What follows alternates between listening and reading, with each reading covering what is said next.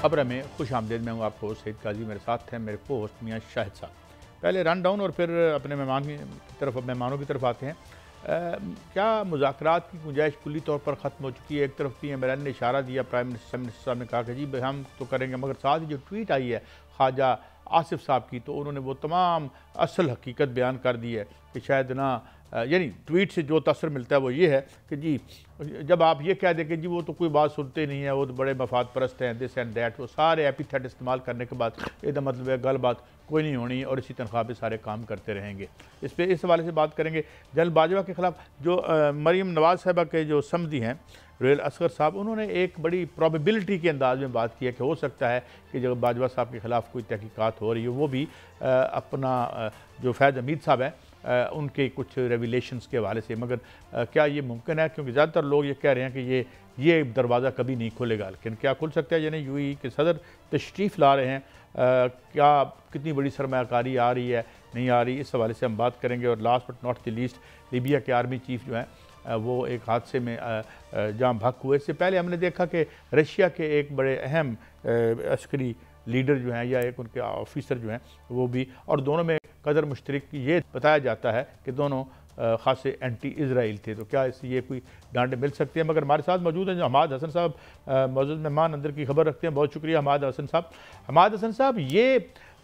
Do you see कि एक तरफ ये चूहे बिल्ली का खेल जारी है? पीएम साहब ने इशारा किया कि जी मुज़ाकरात, उधर से वज़ीर दिफा कहते हैं कि जी नहीं जी वहाँ जी बिल्कुल रास्ता खुला है, मगर उसके बाद एक लंबी कहानी और लंबी जो फहरिस्त इल्ज़ामात की, खान साहब ये हैं ये हैं ये हैं ये हैं, जिसका मतलब है कि ये दरवाज़ा खुलने से पहले ही बंद हो जाता है। तो ये जस्ट फॉर पब्लिक कंजम्पशन है। ये जो सिविलियन सेटअप हमारा है जितना भी है और जो भी है अल्लाह के फजल करम से, do they have any capacity, अहलियत, इख्तियार कि ये इस स्टेल मेट को तोड़ के आगे बढ़ सके? जनाब हमाद हसन साहब। देखिए,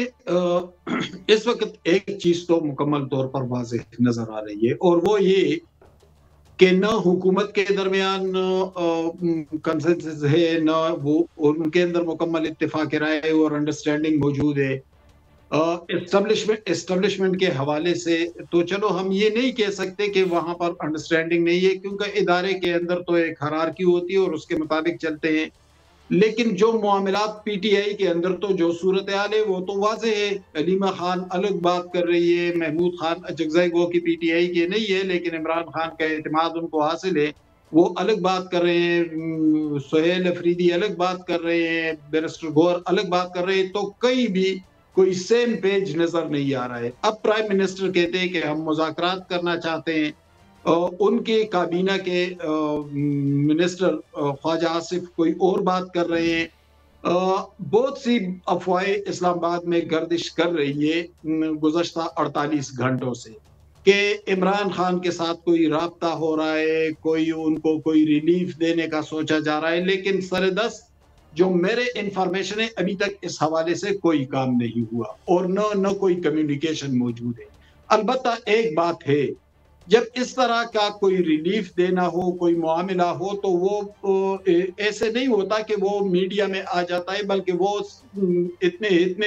पुरस्रार अंदाज में सब कुछ होता है, बल्कि उसके लिए एक खास मैकेनिज्म तरतीब दिया जाता है और उसके तहत मामलात आगे बढ़ते हैं। अब हम मामलात को देखिए,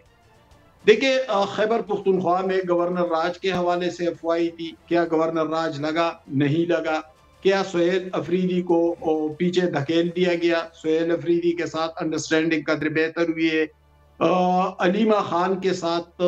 मामलात इतने ज्यादा बिगाड़ की तरफ नहीं गए, यानी कल भी वो आई थी, बेटी रही, मुलाकात तो न हो सकी लेकिन फिर चली गई।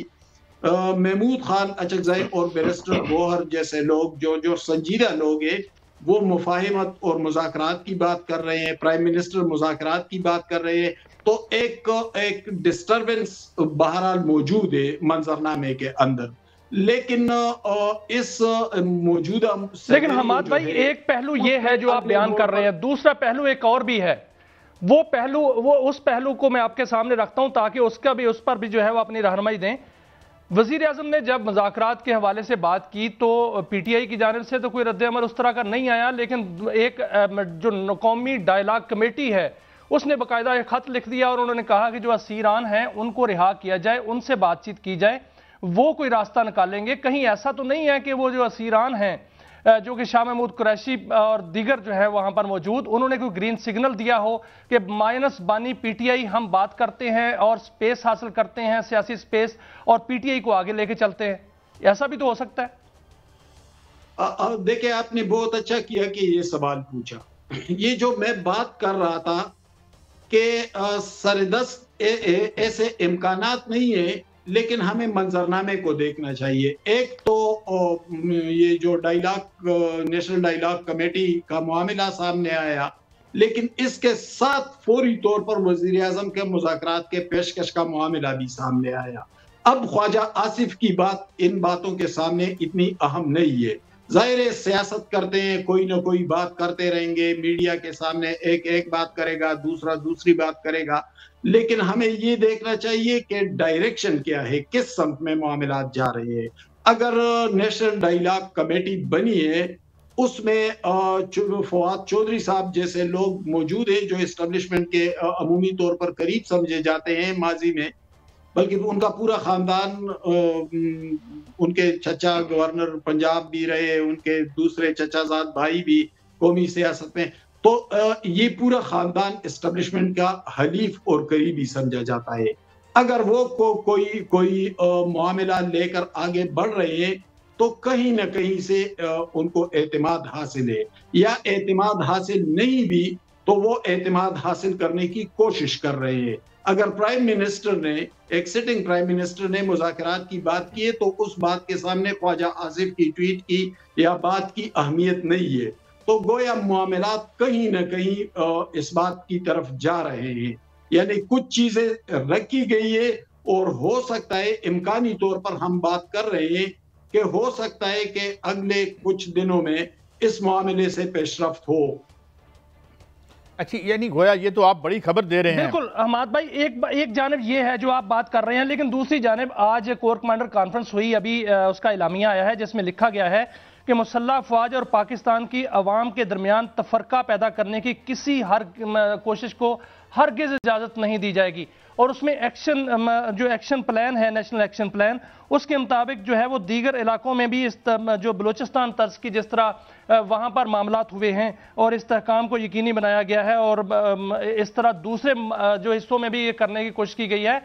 تو اس میں یہ واضح نظر آ رہا ہے کہ کسی صورت بھی جو ہے وہ ایسی کوشش کو برداشت نہیں کیا جائے گا۔ آپ کیا سمجھتے ہیں کہ جو پی ٹی آئی کا اس وقت باقاعدہ طور پر رویہ ہے وہ اس زمرے میں آتا ہے کہ وہ جو ہے تفرقہ پیدا کر رہے ہیں؟ تو پھر وہاں تو یہ معاملات جو ہیں وہ کوئی برف پگھلتی ہوئی نظر نہیں آ رہی، اور دوسری جانب یہ بھی ہے کہ کوئی بھی تفرقہ پیدا کرے گا وہ کہیں پر بھی ہے وہ پکڑا جائے گا۔ دیکھیں،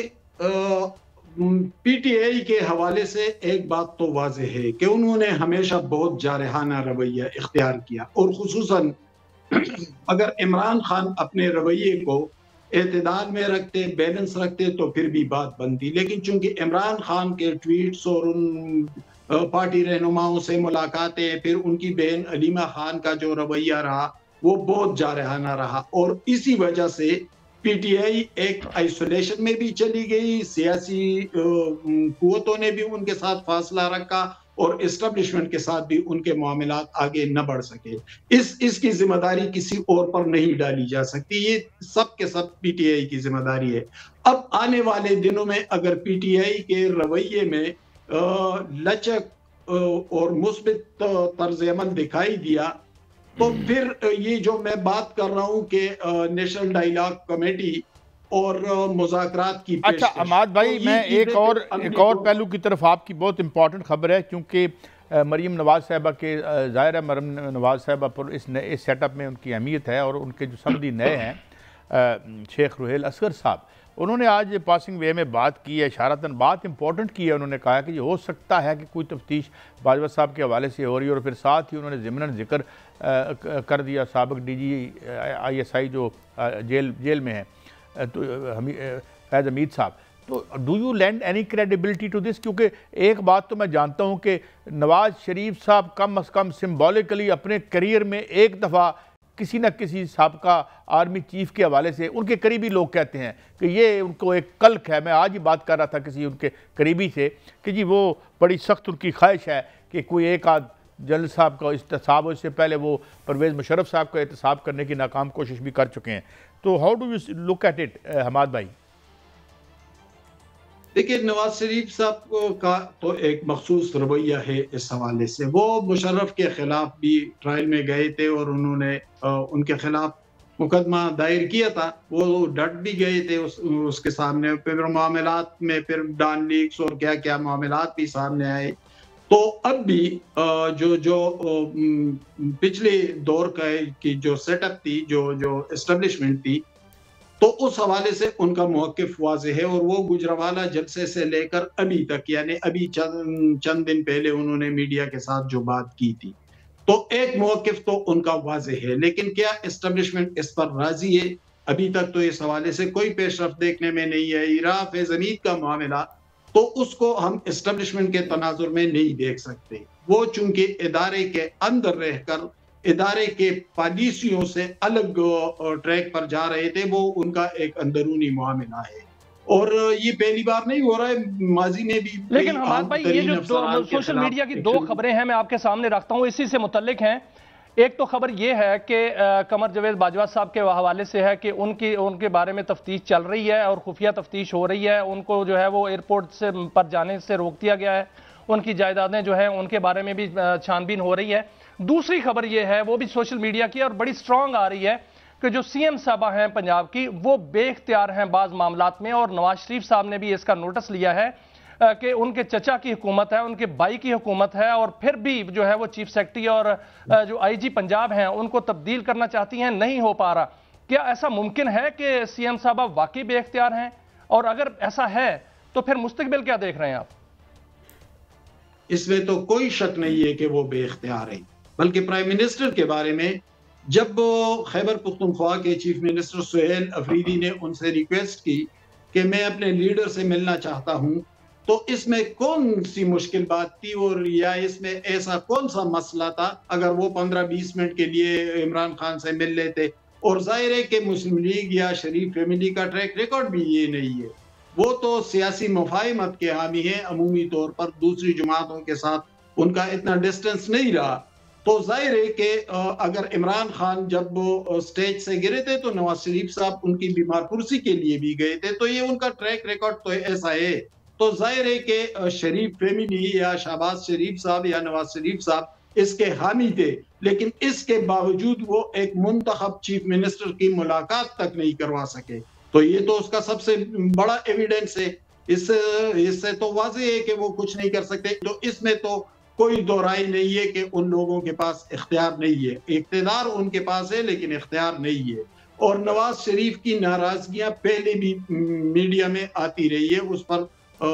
بحث ہوتی رہی. تو لیکن راستہ کون سا ہے؟ مقبول قیادت جو ہے اس وقت مقبولیت عمران خان کے پاس سب سے زیادہ ہے. بہت شکریہ جناب حماد حسن صاحب، آپ نے خبریں ہمیں دیں. تھینک یو ویری مچ. ایک بریک کی طرف بڑھتے ہیں اور واپس آئیں گے تو بات کریں گے کہ کتنی سرمایہ کاری یہاں پہ آ رہی ہے، معیشت کا کیا عالم ہے، اور یہ جو عالمی طور پر ہم دیکھ رہے ہیں کہ بڑے بڑے سرمایوں کو نشانہ بنایا جا رہا ہے، اسرائیل کی طرف اشارے کیوں ہوتے ہیں جب بھی اس طرح واقع ہوتا ہے. ایک بریک.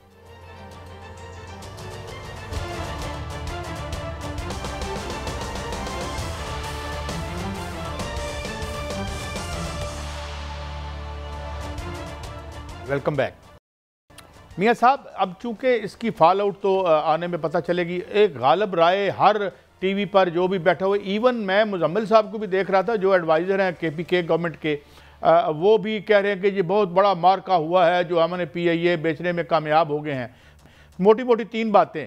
جو نقصان اس کا اکٹھا ہوا کیومولیٹڈ، اور جو کل بیٹھ کے فاروق سلیم صاحب نے ہمیں بتایا کہ سکسیسو گورنمنٹس اور مختلف پرائم منسٹرز کو انہوں نے ایکیوز کیا کہ وہ اکٹھا کر کے دے گے. الحمدللہ وہ ہم ادا کر دیں گے. آپ اپنی مرضی کے اپنے لوگوں کو آپ نے لگایا، آپ نے یونین کے لوگوں کو سینیٹر تک بنوا دیا، ان کے خاندانوں کو آپ نے، میں نام نہیں لیتا ان کا، جن کو بڑے بڑے عہدے دیے گئے پی آئی اے میں، کوئی ملک سے باہر کوئی ملک سے یہاں، یہ ہوا. اچھا، اب جو نقصان ہو گیا ادھر، وہ جو 13 یا کوئی 19 کہہ رہا ہے، کوئی 13 کہہ رہا ہے، جو 3 آپریٹو جہاز ہیں انہوں نے 26 ارب روپے کا منافع دیا، ٹھیک ہے، اس میں سے 10 ارب ہمیں ملے گا نہیں ملے گا۔ آج میں کئی خبر دیکھ رہا تھا، انہوں نے کہا جی ہم باقی ماندہ بھی 25% جو شیئرز ہیں وہ بھی خرید لیں گے۔ اس کے بعد چودھری منظور صاحب نے ہمیں بتایا کہ 16 پراپرٹیز ہیں ملک میں، 8 سے 16 تک بتا رہے ہیں، اس میں شانزے لیزے کی ایک پراپرٹی بتا رہے ہیں۔ شانزے لیزے لوگ جانتے ہیں کہ پیرس کی سب سے بلکہ دنیا کی مہنگی ترین سٹریٹ میں سے ایک سٹریٹ ہے، وہ گیا۔ آپ کا جو روزویلٹ ہوٹل گیا۔ اس کے بعد کیا ہوا کہ آپ کے جو 64 کبھی نہ دوبارہ آپ حاصل نہیں کر پائیں گے، وہ جس کو مرضی بیچ دیں بعد میں مالکان، ان کو تو نہیں روک سکتے نا۔ اگر انہوں نے یہ 64 روٹس بیچ دیے جو پہلے ہم نے ادھر ادھر کرائے کروئی پہ دے کے بیڑا غرق کیا تھا تاکہ اس کو ہم بیچنے کا سب کر سکیں، تو میاں صاحب یہ کہاں سے ایک بیسٹ ڈیل ہے؟ ریس ہے کہ ایک کہتے ہیں جی وہ 50 ارب روپے کا یا 100 جو نقصان سالانہ ہمیں ہو رہا تھا وہ نہیں ہوگا۔ ارے بات سنو، آپ یہ 22 بلین ڈالر جو آپ کے پرکس کے ہیں وہ بند کر دو تو ہم اس کو بھی فنڈ کر لیں گے۔ آپ اس میں سے کرپشن ختم کر کے جو آپ نے اوور امپلائمنٹ کی ہوئی ہے پر پلین جو ورکرز کی یا لیبر کی جو ریشو ہے اس کو ٹھیک کر لو، مگر نہیں، ہم نے تو بیچنی ہے اور بیچ دی، اور اب سارے چپ ہیں، جن کے حصے ہیں وہ چپ ہیں، اور جن کے نہیں حصے وہ بھی کہتے ہیں بڑا اچھا ہوا۔ اب ان کی نظریں ہوں گی کہ جناب یہ سٹیل مل کا ہم نے، اور وہ جو اس پیاری پیاری ہاؤسنگ سوسائٹیاں جو اس کی ہزاروں ایکڑ زمین پر بنیں گی، تو میاں صاحب یہ جو اس کی ایک اور میں آخری بات کر کے پوڈیم آپ کے حوالے کرتا ہوں، یہی بات، یہی لہجے، یہی گفتگو 1993 میں ہیزل اولیری کہہ رہی تھی جو انرجی سیکریٹری تھی، پھر کہ جناب ڈیلز آف دی سینچری قرار دیا گیا تھا، آئی پی پیز کو ڈیلز آف دی سینچری قرار دیا گیا تھا، اور پھر انہی کے مغرب کے جو ایک پیپر ہے جسے آپ فائنانشل ٹائمز کہتے ہیں، اس نے لکھا کہ یہ معاہدے لے بیٹھے صرف انرجی سیکٹر کو ہی نہیں، اس ملک کی انڈسٹری کو بھی، جو ڈی انڈسٹریلائزیشن ہوئی تو جس طرح کل ہم نے بات کی۔ تو میاں صاحب یہ اتنا کو اچھا ہو گیا ہے کہ ہم ماشاءاللہ بڑا ایک ہم نے مارکہ کیا ہے۔ How do you look at it? دیکھیں قائد صاحب، جو ادارے ہیں جس میں پی آئی اے ہے، سٹیل ملز ہے اور کے الیکٹرک ہے، اس طرح کے بہت سے ادارے ہیں جن کی تباہی میں تمام حکومتوں کا ہاتھ ہے۔ اس میں آپ 1990 سے لے کر اب تک دیکھ لیں، جتنی بھی حکومتیں آئی ہیں انہوں نے ہر ایک نے حصہ ڈالا ہے کہ یہ ادارے جو ہے نقصان میں جائیں، ان اداروں سے جو ہے بتہ اکٹھا کیا جائے، وہاں پر جو ہے ان کو بوجھ ڈالا جائے، وہاں پر جو ہے وہ نقصان کیا جائے، اور وہ نقصان جو ہے اس سے اپنی جیبیں بھری جائیں، اس میں کوئی شک نہیں۔ لیکن سب سے زیادہ جو کمر توڑی ہے وہ پی ٹی آئی کے دور میں ٹوٹی، جب غلام سرور نے وہ بیان دیا 400 ارب روپے کا تک کا نقصان ہوا قائد صاحب اس سے، جو آج مزمل صاحب کہہ رہے ہیں کہ بہت بڑا مارکہ مارا ہے۔ سب سے بڑا ڈس تو انہوں نے دیا ہے باقاعدہ طور پر بیان دے کر، ان کے جو وزیر تھے، اور پوری دنیا میں پی آئی اے کو بدنام کر دیا، اور آج تک بدنامی جو ہے وہ دھوئی نہیں جا رہی۔ یہ پی آئی اے 5000 ارب روپے میں بک سکتی تھی، یہ پی آئی اے کے جو اثاثے 2000 ارب روپے کے ہیں، یہ 3 گنا ہو سکتے تھے اگر وہ بیان نہ آتا۔ اگر وہ بیان جب آیا تو اس کے بعد جو ہے پی آئی اے کی وہ حالت ہوگی قائد صاحب کہ 10 ارب روپے کی بولی لگی، کتنی اس میں نموشی ہوئی تھی۔ اب تو پھر بھی جو ہے وہ 135 ارب میں بک گئی۔ اب تو کہا جا رہا ہے کہ 55 ارب روپیہ جو ہے وہ حکومت کو آئے گا۔ اب کہا جا رہا ہے کہ اس کے جو ویلیو ہے یہ دنیا کی 10 بڑی ایئر لائنز میں ہو جائے گی۔ حبیب رفیق جو ہیں انہوں نے کل کہا ہے کہ ہم انویسٹمنٹ کریں گے، وعدہ تو کیا ہے اور ہونا چاہیے، اللہ کرے ایسا ہو جائے۔ لیکن قائد صاحب یہ باتیں تو ہوتی رہیں گی، اس طرح کے ادارے جو ہیں وہ ہم نے خراب کیے ہیں، اللہ کرے وہ ٹھیک ہو جائیں، آئندہ ایسا نہ ہو۔ لیکن سب سے بڑی خبر میں سمجھتا ہوں آج یہ ہے کہ یو اے ای کے صدر جو ہیں وہ پاکستان آ رہے ہیں۔ محمد بن زید متحدہ عرب امارات کے جو صدر ہیں وہ 26 دسمبر کو پاکستان پہنچ رہے ہیں۔ جب وہ پاکستان کی فضا میں داخل ہوں گے تو پاک فضائیہ کا ایک دستہ جو جہازوں پر مشتمل ہوگا وہ ان کا استقبال کرے گا۔ نور خان ایئر بیس پر اتریں گے تو وہاں پر وزیر اعظم ان کا استقبال کریں گے، اور پھر وہ وہاں سے لے کر اسلام آباد وزیر اعظم ہاؤس تک جو ہے وہ ایک فقید المثال ان کا استقبال کیا جائے گا، کیونکہ اسلام آباد کے اندر لوکل چھٹی کر دی گئی ہے۔ اور اس میں جو امید کی جا رہی ہے، بلکہ اس پر ورکنگ ہو چکی ہے کہ یو اے ای کے صدر جو ہیں وہ پاکستان میں جب آئیں گے تو اس میں بہت سے ایم او یوز اور بہت سے معاہدے جو ہیں وہ ہونے کا امکان ہے، جس میں زراعت ہے، ٹیکنالوجی ہے، انرجی ہے، تجارت ہے، کان کنی ہے، اور اس میں جو ہے وہ دیگر جو شعبے ہیں جس میں معدنیات ہے، اس میں جو سرمایہ کاری ہوگی۔ اور سب سے بڑی بات کا حساب کہ کہ جو چند دن پہلے وہاں پر دبئی میں ایئر شو ہوا تھا، وہاں پر JF-17 تھنڈر نے جو دنیا کو حیران کر دیا تھا اور بھارتی تیجس جو ہے وہ منہ کے بل جو ہے وہ وہاں پر گر گیا تھا، اس سے پاکستان کی ساکھ اتنی بلند ہوئی ہے کہ UAE نے بھی باقاعدہ خواہش کا اظہار کیا ہے کہ پاکستان ان کے ساتھ دفاعی معاہدہ بھی کرے اور پاکستان جو ہے وہ باقاعدہ طور پر ان کو جہاز بھی دے، اور یہ بھی ایک بہت بڑی جو ہے وہ بریک تھرو ہو سکتا ہے جب وہ پاکستان تشریف لائیں۔ اور مجھے یہ نظر آ رہا ہے کہ جو پاکستان کی دفاعی برآمدات ہیں وہ $60 ارب تک جاتی ہوئی نظر آ رہی ہیں، اور مجھے یہ بھی نظر آ رہا ہے کہ پاکستان میں اب MBS جو ہیں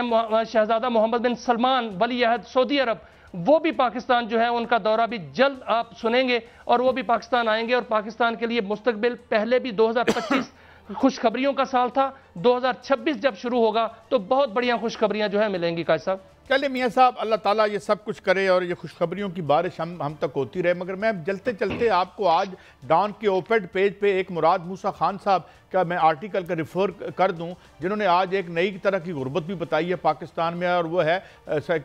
پاورٹی آف سائیکالوجی، کہ یہ 40-50% لوگ جو ہمارے غربت سے گرے ہوئے ہیں، ہم ان کا حساب تو لگاتے رہتے ہیں ملٹی ڈائمینشنل پاورٹی کے حوالے سے، ہم میرے خیال میں دنیا میں سب سے آگے ہیں، ورلڈ بینک بھی ہمیں یہی کہہ چکا ہے، اور ساتھ انہوں نے بتایا کہ ذہنی امراض جو اور نفسیاتی جو ایک ہلچل لوگوں میں ہے، اور ساتھ انہوں نے ایک اور بڑا پوائنٹ آؤٹ کیا ہے مراد موسیٰ خان صاحب نے، جو کہ ایک پروفیشنل سائیکٹرسٹ ہیں، وہ کہتے ہیں کہ جو لوگ، کیونکہ ہمارے سماج میں بہت سے لوگ بالکل ایج کنارے پر ہوتے ہیں، خدا نخواستہ گھر میں کوئی بیمار ہو جائے یا کچھ ہو جائے، کیونکہ ہم تو وہ پھر وہ سارے خاندان کو لے ڈوبتا ہے، تو زمین پر تو صورتحال یہ ہے، اور مجھے دعا ہے کہ یہ تمام خوشخبریاں زمین تک جلدی پہنچیں۔ لیکن قائد صاحب زمین پر صورتحال کچھ اور ہونے والی ہے، اور وہ خوشخبریاں ہیں۔ میں ایک اور خوشخبری دیتا جاؤں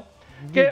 جو چائنا ہے ان کے ساتھ ہمارے $12 بلین کے مزید جو ہیں وہ معاہدے ہونے جا رہے ہیں، اور جو ریلوے ہے وہ آپ ٹرانسفارم ہوتا ہوا نظر آئے گا اور $100 بلین تک وہ کمائے گا۔ اور ایک سب سے بڑی بات جو ہے وہ سب سے بڑی خوشخبری میں آپ کو دیتا جو صنعتی صارفین کے لیے، جو ملیں بند ہو رہی تھیں اس لیے کہ بجلی کی قیمتیں بہت زیادہ تھیں، اب وزیر اعظم نے باقاعدہ طور پر اس کا نوٹس لیا، اور نیپرا نے ایک فیصلہ جاری کر دیا ہے کہ کوئی بھی صنعت جو سستے پاور پلانٹس ہیں ان سے ڈائریکٹ بجلی خرید سکتی ہے، اور باقاعدہ طور پر ایک سیکٹریٹ کے نیچے جو ہے وہ سارا سسٹم لایا جائے گا تاکہ ایک شعبے کو جو ہے وہ صنعتوں کو ان کے پاس جانا پڑے۔ اور وزیر اعظم نے باقاعدہ کہہ دیا ہے کہ صنعتی صارفین کے لیے بجلی اتنی سستی کی جائے کہ جو مجھے خبر آ رہی ہے وہ یہ آ رہی ہے کہ $15 فی یونٹ جو ہے وہ صنعتی صارفین کے لیے ہو جائے گا۔ میں مان لیا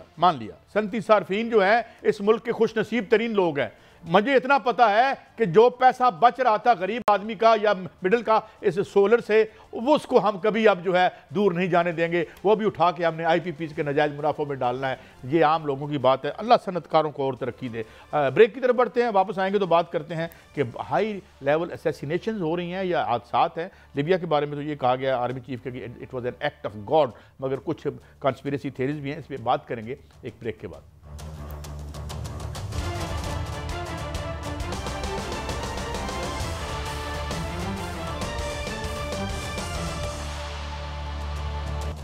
ویلکم بیک ناظرین، ایک بڑا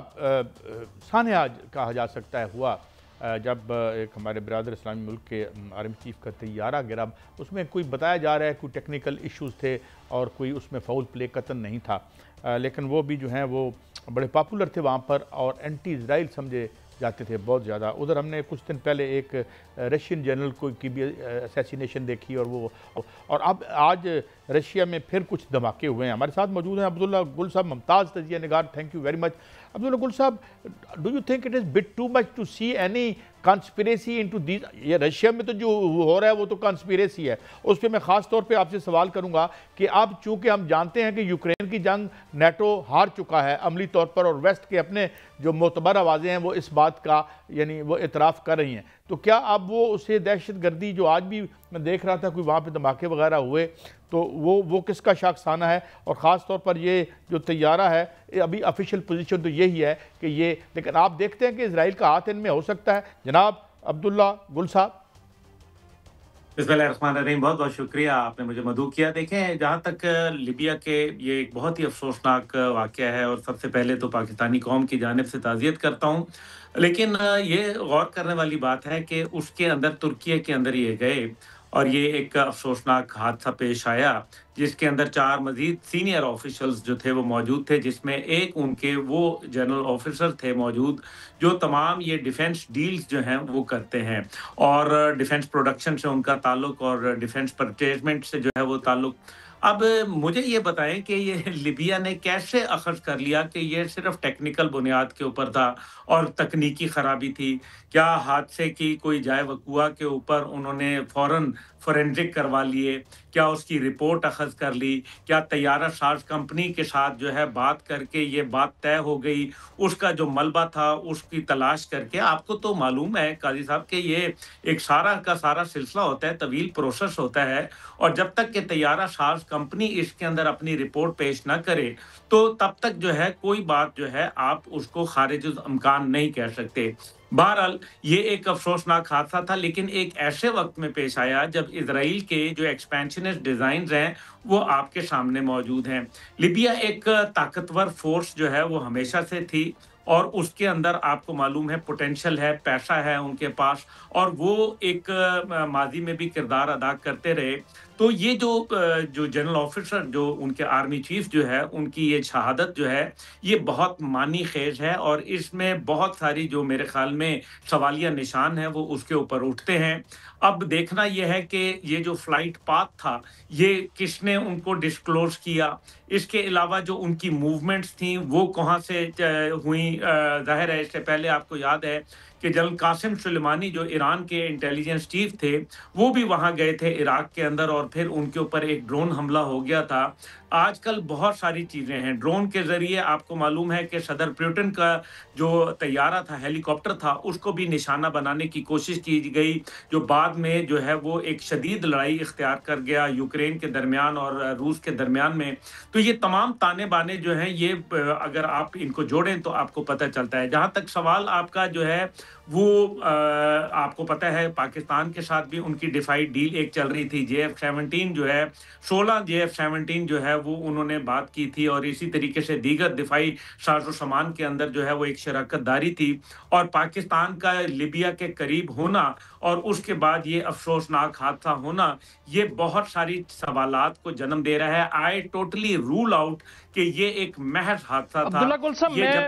میں بات کروں گا بنگلہ دیش کے حوالے سے۔ سر بنگلہ دیش کے حوالے سے میں بات کروں گا کہ بنگلہ دیش میں جو بھارتی اثر و رسوخ ہے وہ ختم ہو چکا ہے تقریباً، اور راہ کی وہاں پر جو ہے وہ سازش جاری ہے،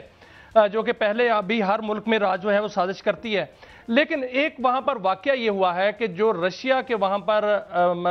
سفیر ہیں ان کی طرف سے ایک بیان آیا ہے جو کہ انڈین میڈیا چلا رہا ہے کہ انہوں نے وہاں پر کہا کہ بنگلہ دیش کو 1971 کو بھی یاد رکھنا چاہیے۔ تو پھر اگر اس نے یہ کہا ہے انہوں نے، تو پھر کیا رشیا کو USSR کا 1991 بھی یاد رکھنا چاہیے کہ جب USSR جو ہے وہ بھی تحلیل ہو گیا تھا، اور جب انہوں نے در اندازی کی کوشش کی تو پھر ان کے 2 طیارے بھی گر گئے تھے؟ جی بالکل، اس میں کوئی دوسری رائے نہیں ہے، لیکن آپ کو معلوم ہے کہ ایوب خان صاحب کے دور میں امریکہ کا یہاں ذرا اثر رسوخ زیادہ تھا، اور بڑا بیر بیس کے اوپر بھی ان کی ایکٹیویٹیز جاری تھیں، جس کا ظاہر ہے پھر بدلہ جو ہے 1971 کے اندر جو ہے وہ انہوں نے جب جس طریقے سے سپورٹ کیا، خاص طور پہ نیول بلاکیڈ کے اندر جو سپورٹ کیا روس نے، وہ میرے خیال میں ایک اہم جز تھا، اور اسی طریقے سے جو ان کو طیارے دیے گئے، جہاز کا ساز و سامان تھا، جو ان کا سرویلنس ایکوپمنٹ تھا، وہ ہمارے سے بہت سپیریئر تھا۔ لیکن اب جو ہے وہ صورتحال تبدیل ہو چکی ہے۔ بالکل union of Soviet socialist republic کا جو حال جو ہوا 1991 کے اندر، وہ میرے خیال میں کسی سے ڈھکا چھپا نہیں ہے۔ پاکستان نے بھی جو ہے پھر پورا ہی ان کے ساتھ حساب کتاب چکایا، اور الحمدللہ خوب چکایا، اور آج بھی وہ اس چیز کو یاد رکھتے ہیں۔ لیکن اس سب کے اندر بیجنگ کا ایک بہت اہم کردار ہے، اس کو بھی آپ نہیں بھلا سکتے کہ دفاعی معاہدات جو ہے وہ روس کے ساتھ انڈیا کے موجود ہیں، اور ظاہر ہے وہ اس کو کسی نہ کسی صورت جو ہے وہ حلال کرنا چاہتے ہیں۔ یہ ایک سفیر کی رائے ہے، اور یقیناً سفیر جو ہوتے ہیں وہ کسی بھی ملک کے جو ہے نمائندے ہوا کرتے ہیں، لیکن اب دیکھنا یہ ہے کہ کیا یہ ماسکو کی رائے ہے یا یہ ایک سفیر کا اپنا جو موقف ہے یہ اس نے پیش کیا ہے، کیونکہ ماسکو کی رائے جو ہے وہ بیجنگ کی رائے سے متضاد نہیں ہو سکتی، اور بیجنگ کا انٹرسٹ جو ہے وہ اس ٹائم پہ بنگلہ دیش کے اندر بہت مضبوطی سے جو ہے وہ چل رہا ہے، کیونکہ جو آبنائے ملاکا ہے، اسٹریٹس آف ملاکا، اس کے اندر جو ہے وہ اتنا ہی اہم ہے جتنا آبنائے ہرمز ہے، کیونکہ ایک طرف جو ہے وہ چائنا کا تمام جو ٹریڈ ہے وہ اس ملاکا اسٹریٹ سے جاتا ہے، اور دوسری جانب جو ہے ہرمز سے اصل میں جاتا ہے۔ عبداللہ گل صاحب ایسی یہ خبریں جو صورتحال ہیں یہ کے تو انڈین میڈیا ہی پھیلا رہا ہے، انڈین میڈیا ہمیشہ جو ہے فیک نیوز ہی دیتا ہے اور ایک پراپوگنڈا کرتا ہے، اور ایک اور فیک نیوز جو ہے وہ انڈیا میں چل رہی ہے جو میرے نزدیک فیک نیوز ہی ہو سکتی ہے کہ پاکستانی جنرلز نے بنگلہ دیش کا دورہ کیا، آئی ایس آئی چیف جو ہے وہ بنگلہ دیش گئے، پاکستان چکن نیک پر پہنچ گیا ہے، وہاں پر J-10C اڑیں گے، وہاں پر J-17 جو ہے وہ آئیں گے۔ تو اس طرح کی فیک نیوز پھیلانا کیا بھارتی میڈیا کو کوئی ڈرونے خواب آ رہے ہیں یا وہ کچھ سازش ہو رہی ہے باقاعدہ پاکستان کے خلاف؟ اس کو پریمپٹیو میئرز کہا جاتا ہے، یہ ان کے تمام وہ ڈراؤنے خواب ہیں، نائٹ میئرز ہیں جو ان کو آتے رہتے ہیں، اور اگر پاکستان پہنچ گیا ہے چکن نیک پہ تو پھر تو میرے خیال میں ان کو بہتر یہ ہے کہ ہتھیار ڈال دیں، یہ چکن نیک دے دیں، کیونکہ ویسے بھی پاکستان کی فیوریٹ غذا جو پاکستان میں وہ چکن ہے تو وہ لوگ کھاتے ہیں خوب شوق سے، اور گائے کا گوشت بھی بہت مزے لے کے کھاتے ہیں، لیکن بہرحال یہ تو ایک علیحدہ بات ہے۔ میرے خیال ہے کہ جو جس طرح سے انڈیا میڈیا پروپیگیٹ کرتا ہے اس کو سوائے پروپیگیشن کے اس کے پاس اور کچھ بچ نہیں گیا۔ ان کی جو انویسٹمنٹ تھی بنگلہ دیش کے اندر وہ بری طریقے سے جو ہے وہ فیل ہوئی ہے، ڈپلومیٹک، پولیٹیکل اور ملٹری اور اسٹریٹجک، اور ان کی انٹیلیجنس نیٹ ورک جو ہے وہ بری طریقے سے متاثر ہوا۔ آپ کو معلوم ہے کہ جو را کا سب سے بڑا جو ادر دین انڈیا ہیڈ کوارٹر ہے وہ بنگلہ دیش میں تھا، اور ان کی جو سب سے بڑی پراکسی تھی وہ شیخ حسینہ واجد موجود تھیں، جو کہ گڑگاؤں کے قریب بیٹھ کے اس ٹائم پہ بنگال کے اندر جو صورتحال بن رہی ہے اس کا جو ہے وہ تمام میرے خیال میں کمانڈ اینڈ کنٹرول وہاں سے کر رہی ہیں بھارت کی ایما اور شیخ کے اوپر، اور جو قتل عام ہو رہا ہے وہ بھی وہ ٹارگٹ کلنگ جو ہے وہ کروا رہی ہیں۔ وہ نہیں چاہتی کہ کسی صورت، اور بھارت یہ نہیں چاہتا کہ 2026 کے جو فروری کے طے شدہ الیکشن ہے اس کے اندر کسی صورت جو ہے وہ عوام کے نمائندے یعنی کہ نوجوان نسل جنہوں نے ان کو اٹھا کر باہر پھینک دیا ہے، کہیں ایسا نہ ہو کہ وہ نئی نسل جو ہے وہ آ کے اقتدار میں آ جائے، کیونکہ اگر وہ اقتدار میں آ گئی تو بنگلہ پھر دیش جو کے ہے نوجوان ہیں انہوں نے تو وہاں پر جو را کے ٹھکانے ہیں، را کا جو ہیڈ کوارٹر ہے، حسینہ واجد کا جو گھر ہے اس کو تو آگ لگا دی ہے۔ اس کا مطلب ہے کہ را وہاں پر اس کا جو سازش تھی، سازشی دور تھا، وہ ختم ہو گیا۔ جی نہیں، ختم نہیں ہوا، یہ ظاہر ہے اتنی جلدی جو ہے ایک دن میں بلڈ نہیں ہوتا، ایک دن میں ختم نہیں ہوتا، وقت لگے گا اس کے اندر، لیکن اس کے اندر بہت کمی آئی ہے، اور ظاہر ہے جب انڈیا جو ہے وہ اس قسم کے اوچھے ہتھ کنڈے استعمال کرے گا، جلد بازی میں فیصلے کرے گا تو اس میں مسٹیکس کرے گا، جس طرح سے عثمان ہادی کی شہادت اس بات کی غمازی ہے۔ دوسری جانب جو ہے وہ یہ چاہتے ہیں کہ عوامی لیگ جو ہے وہ کسی صورت جو ہے یہ نہ ہو کہ وائپ آؤٹ ہو جائے، کیونکہ اگر الیکشن ہو گئے تو پولیٹیکل ڈیتھ ہو جائے گی جو عوامی لیگ کی ہے۔ اچھا تو یہ ایک میرے خیال میں صاحب ایک اور میں بڑا امپورٹنٹ ہے، آج ہی فائنانشل ٹائمز نے رپورٹ کیا ہے کہ ری سیٹ کر رہا ہے مودی، کیونکہ بہت بڑے تھریٹس بن گئے ہیں معیشت کے ان کو، خاص طور پر یہ جو اور ساتھ ساتھ خبر یہ بھی آیا ہے اس میں اشارتاً کہ وہ لیونگ سٹینڈرڈ جو ہیں اور ورکنگ کلاس پہ اٹیک کرے گا، مبینہ طور پر اس کو اٹریکٹ کرنے کے لیے فارن انویسٹمنٹ کو، جو ظاہر ہے آپ جانتے ہیں کہ اس وقت کیا حالت ہے، وہ ایک نیپال بھی بن سکتا ہے۔ اور دوسری طرف ہم دیکھتے ہیں کہ چائنا بھی بڑے ہی state of the art measles بھی ڈپلائی کر رہا ہے، جس پہ واشنگٹن نے بھی تشویش کا اظہار کیا ہے۔ تو یہ دونوں طرف سے اس کی معیشت کا بھی حوالہ ہے، مگر کوئی گرم جنگ تو ہمیں میرے خیال میں نظر نہیں آتی چائنا اور انڈیا کے مابین۔ جی گرم جنگ تو نہیں ہوگی، کیونکہ میرے خیال میں رائز پیسفلی کا جو ہے وہ ان کا سلوگن ہے، اور جو انہوں نے 3 سپٹمبر کو پریڈ دکھا دی ہے چائنا نے، وہ میرے خیال میں ایک مثال ہے دنیا کے اندر، ایسی تاریخ ساز پریڈ پہلے کبھی چشم فلک نے نہیں دیکھی۔ دوسری جانب جو ہے وہ الیکٹرو میگنیٹک جو وارفیئر ہے اس کے اوپر چائنا توجہ دے رہا ہے، اور اس میں بڑے کامیاب تجربات کیے گئے ہیں جو یقیناً بھارت کے لیے تشویشناک ہے۔ دوسری جانب بھارت کا جو 14,000 فٹ کی بلندی کے اوپر بالکल तिब्बत के सामने एक एयर बेस का क़याम जो है वो यकीनन चाइना उसको बहुत बगौर जायज़ा ले रहा है। साथ ही साथ जो है एक्साई चेन के ऊपर जो है चाइना की डिप्लॉयमेंट जो है वो बढ़ रही है। लद्दाख के अंदर जो है उन्होंने बाकायदा एक गैर मामूली ब्रिगेड। गुल साहब, I hate to stop you, लेकिन वक्त जो है उसको तो ख्याल रखना पड़ता है। बहुत शुक्रिया अब्दुल्ला हमीद। गुल साहब हमारे साथ थे, हमने एक समझने की कोशिश की। हालात तो पेचीदा से पेचीदा हो रहे हैं, मगर चलें, हमारे मुल्क के लिए कुछ अच्छा हो। इजाज़त दीजिए, कल फिर मिलेंगे। अल्लाह हाफ़िज़।